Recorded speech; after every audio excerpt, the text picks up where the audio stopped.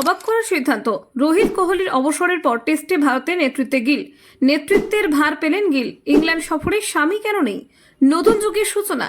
সিনিয়রহীন ভারত নামছে ইংল্যান্ডের বিরুদ্ধে।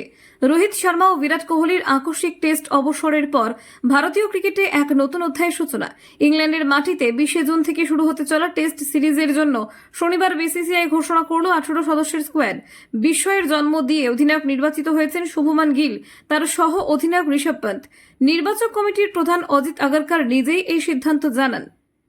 দলে জায়গা পেয়েছেন অভিমন্যু ঈশ্বরন, করুণ নায়ার, সাই সুদর্শনের মতো কিছু পুরনো ও নতুন মুখ। থাকছেন না মোহাম্মদ শামি, যা ঘিরে উঠেছে বিতর্ক।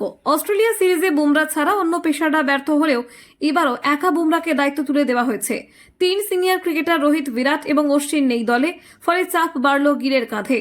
তার অফ ফর্ম এখন দলের চিন্তার কারণ। প্রথম টেস্ট শুরু হবে হেডিংলেতে 20 জুন।